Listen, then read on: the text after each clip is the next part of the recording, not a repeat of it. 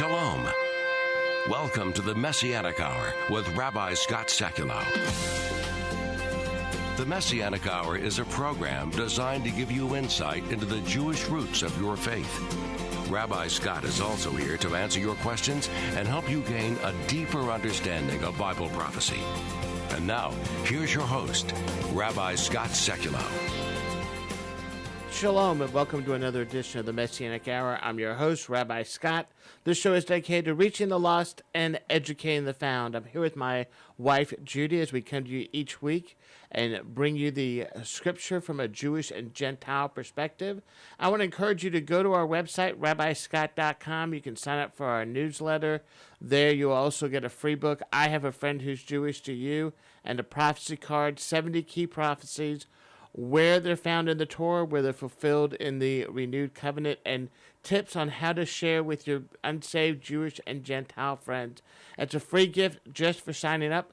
Remember now you can also follow us on Facebook, on YouTube, on Vimeo, on GodTube, Cross TV, and a whole bunch more. Also, our apps are also on both the Droid and the Apples. Just search Messianic Hour or Rabbi Scott Sekulow, and you can join us there.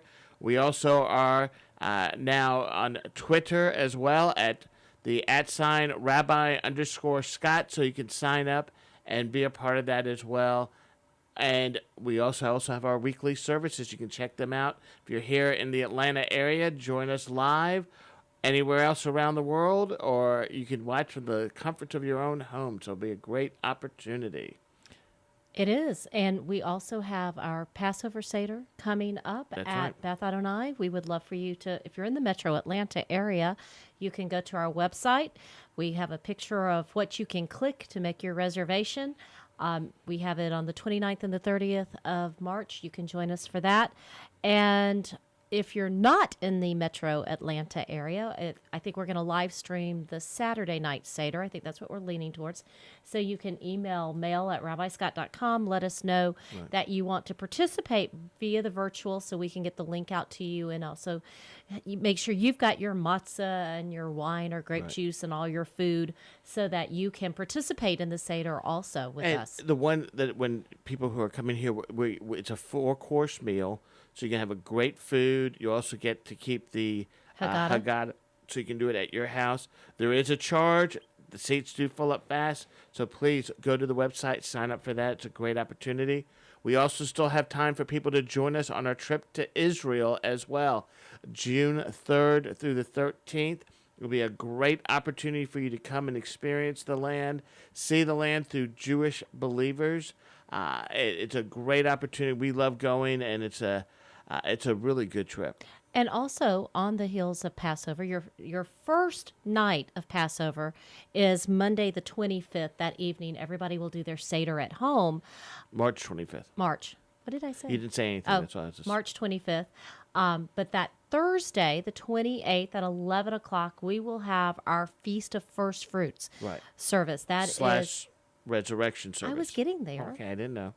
Messiah's Resurrection, Feast of First Fruits service at Beth Adonai in Tucker, Georgia. We'll also live stream that, so we want you to be with us so you can start celebrating the entirety of all of the spring feast. And we do that on the day it actually happens. When we get back, we're going to be looking at the genealogy in Matthew and how it relates to our Messiah. Stay tuned. We'll be right back.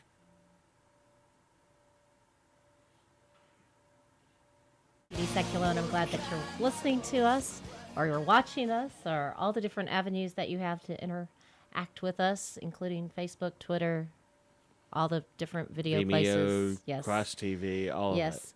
But getting back to the subject matter at hand, we are going to be looking at Genesis 25, starting in verse 19, going through 28, verses 9. Now, you may wonder, why aren't we starting at the beginning and going to the end of a chapter, all that? Because what we're doing with this is we're going through what's called the Torah portions, the parshas, and we're following how they've been broken down.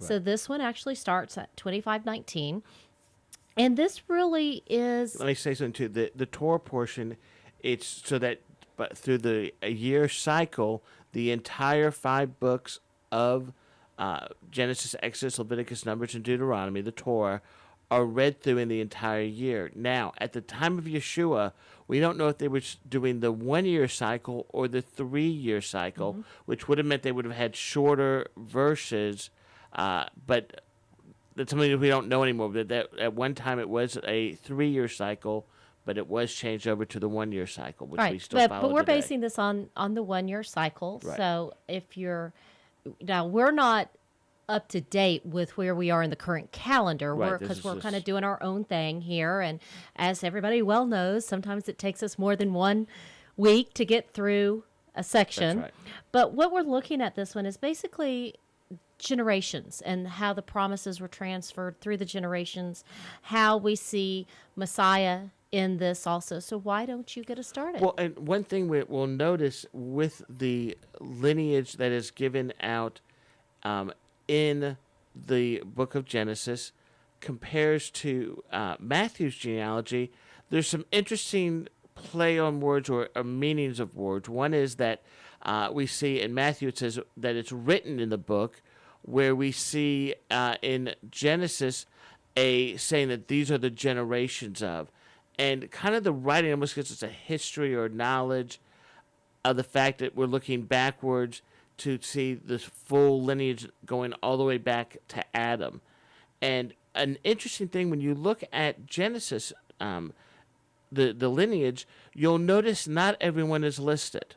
There's gaps in the genealogy. Gaps. The same thing with Yeshua's lineage. Not everyone is mentioned. And some people say, see, they skip lineage. Well, that was a very common practice in it, because this wasn't necessarily here's my family tree, but we wanted to show key people in the relationship. Also, if we notice, there's 14 generations between each one.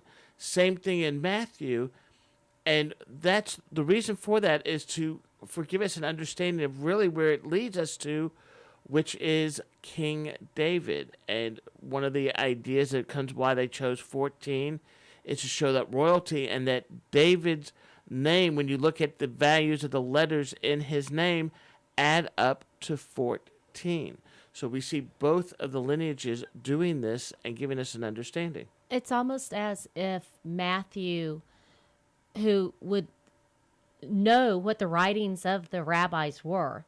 So, everybody goes, why do we need to read the writings of the rabbi? Well, they help us understand.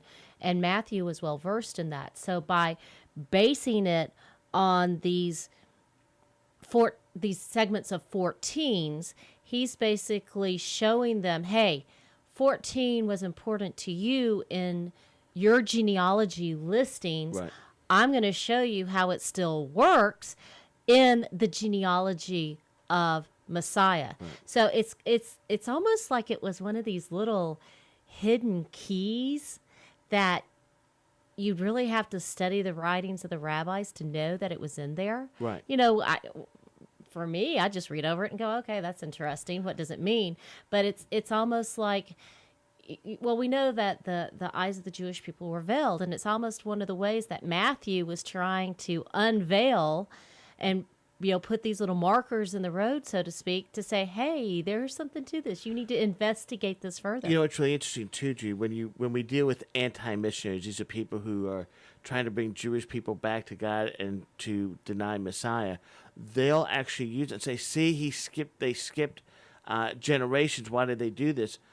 They fully know the answer, but they don't expect most other people to, and be able to say, well, wait, this was done in Genesis as well. And when you can defeat their answers, this helps you to let them not be able to try to pull people astray, and that's been very done. Now, Judy, another thing is interesting that some of the readings you might have done that didn't pull out, but it always talks about the sets of brothers, and we have to understand that in the lineage of Messiah that we see key events in Jewish life happen, and it always goes to the other brother, Jacob and Esau. It's an example. So you're kind of talking about like where the blessing of the firstborn ended up with, and a lot of times it doesn't actually end up with the physical firstborn. Exactly. It's going to the second. We see it with Isaac, We see it with Jacob. We see it in the line of King David. Remember, it doesn't go to the prophet comes, looks at all the sons and says, wait, there's got to be someone else because none of these are it. And they're like, well, it couldn't be David. He's the youngest of all the sons. There's no, you want one of these. And what we see here, when every time major events happen, it goes to the second or one of the other children. Same thing also we see in the lineage of Messiah. One of the arguments that they'll have is that through Yeshua's lineage, that one of the lines is cursed because of Jehoshaphat being his line is cursed. It says he'll never sit upon the throne. So they say it can't go through Matthew, but through it can't go through Joseph, the father, but because of that, but it could go through the mother, but the mother goes through Nathan, not Solomon. Nathan, again, the second born. So we see how God could have flipped that. But an easy answer to that as well, too, is we see in the scripture that, in fact, his children, his offspring, do sit upon the throne as governors, even though it's for a short period of time, also showing that he repented and that God removed that curse. So there's multiple ways to get the genealogy to bring us to Yeshua through the line of David, through both father and mother, and we see how this lineage also breaks down. So it's really interesting, the connections that you can bring into this. Well, and it all goes into the words where it says, Jacob I love, but I've hated Esau. And how does that kind of tie in to us as brothers? Well, Esau was willing to throw off his birthright. He didn't want to accept it.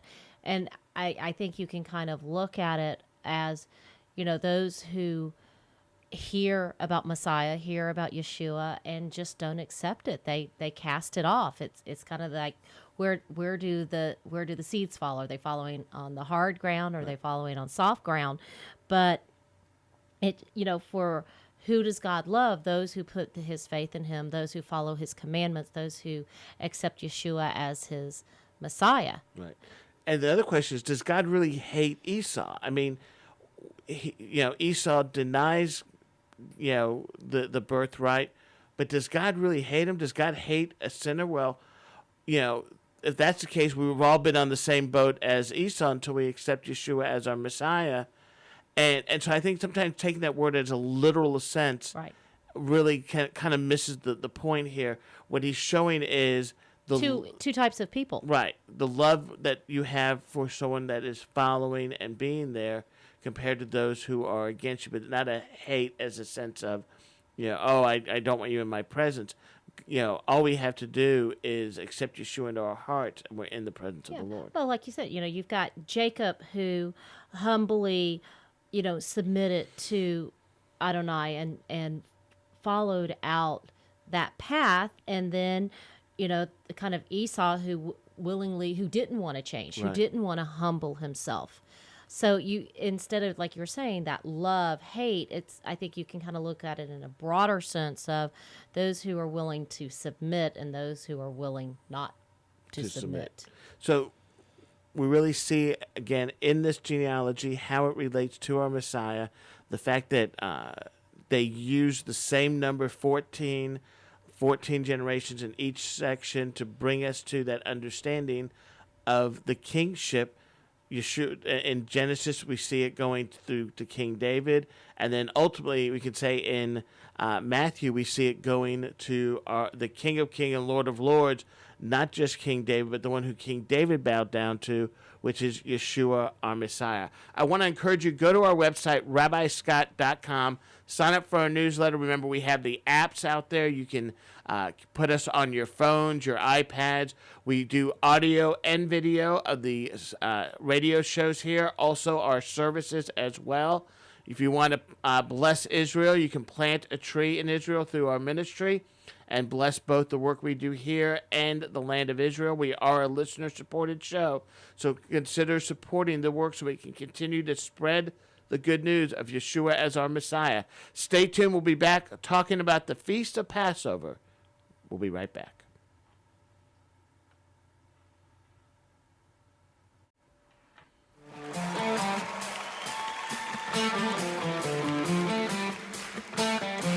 Welcome back to the Messianic Hour. I'm your host, Rabbi Scott.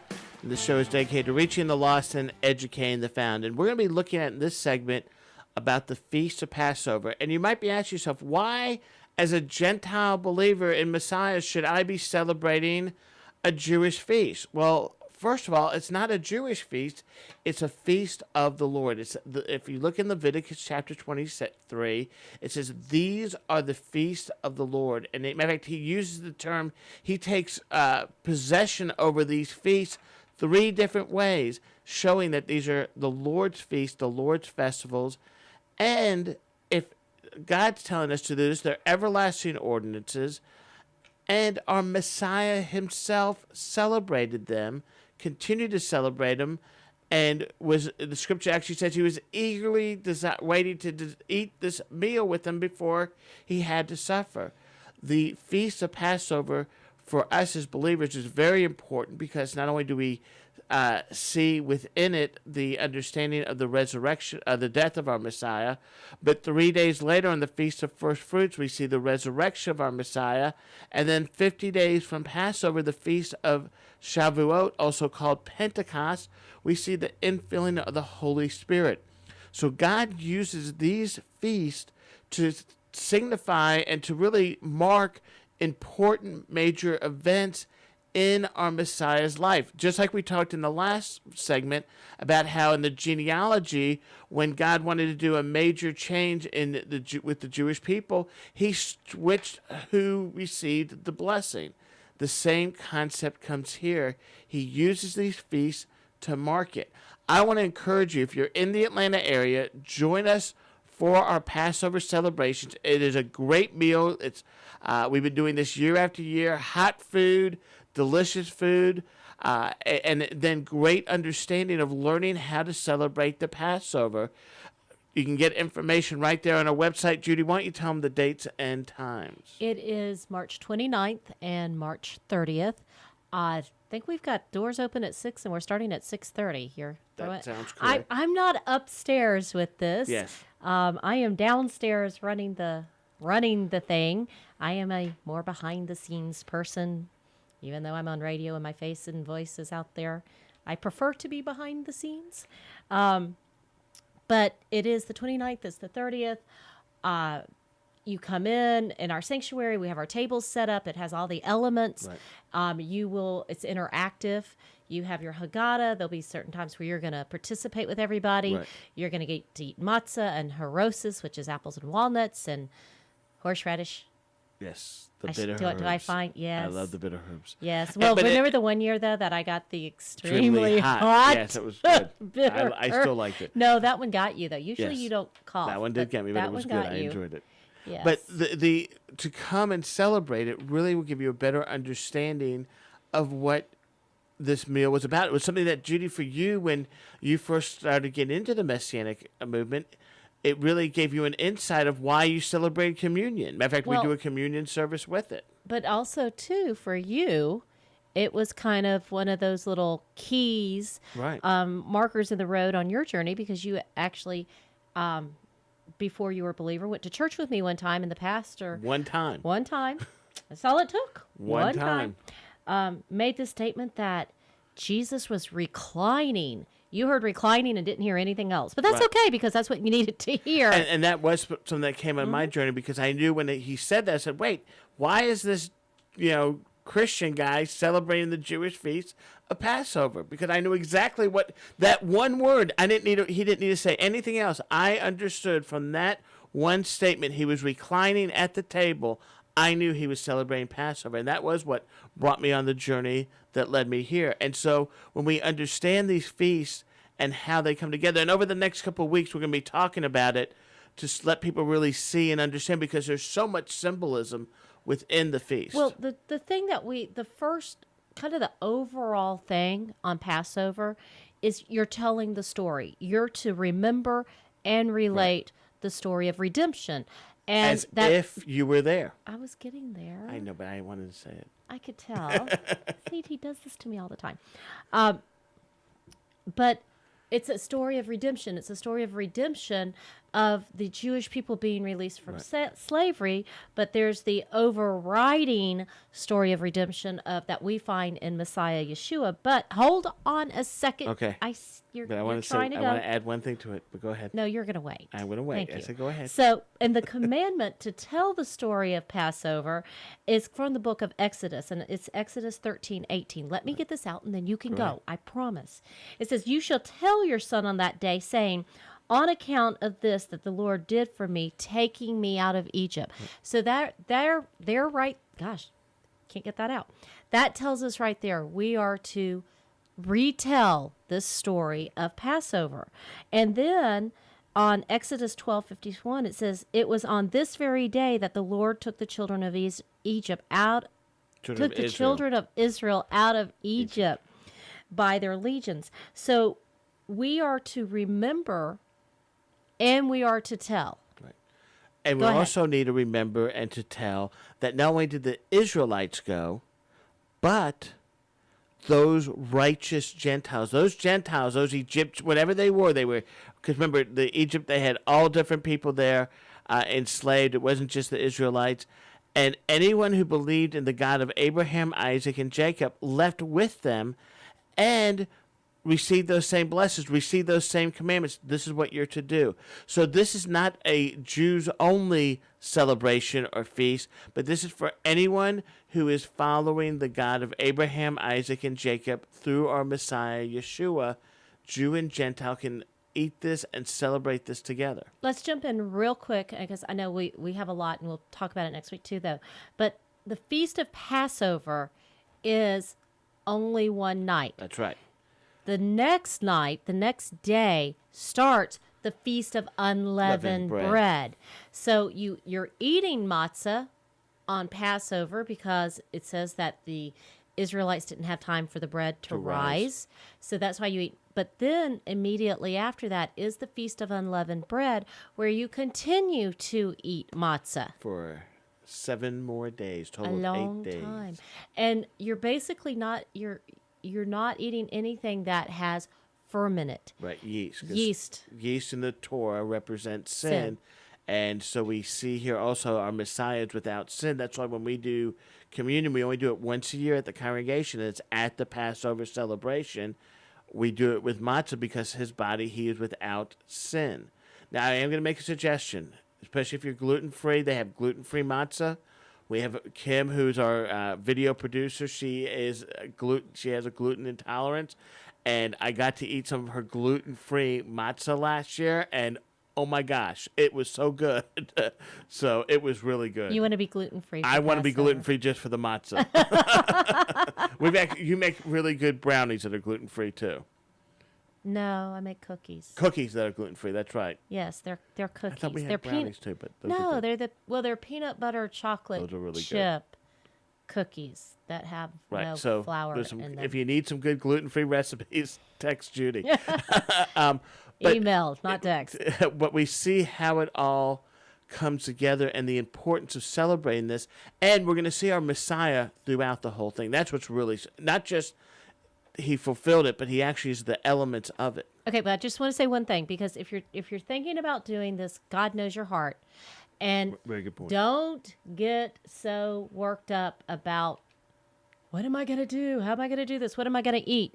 It is very simple to take your everyday recipes and tweak them so that they fit within Passover. That's right. So it's not really hard. In fact, the recipe you were talking about was actually one that I found because I read Southern Living. It was a Southern Living recipe that got a blue ribbon. It was a contest. Wow. And it came out like in summer or something. Maybe it was December. Right. And I'm like, ooh, Passover. I'm pulling that. So I ripped it out. And you start getting in the mindset, and it's very easy to find recipes that are going to work during this time. And you did, but you added to that recipe by accident. You did that double portion, which made them real good. No, I didn't. Kim's husband, Danny did that. We found out that adding that extra egg and a little extra vanilla made a huge difference. So get some information. Go to our website, rabbiscott.com. We will. You can sign up for the Passover celebration. Or if you're doing it virtually, let us know. Or doing it virtually, let us know. Until next week, this is Rabbi Scott and Judy saying shalom and pray for the peace of Jerusalem.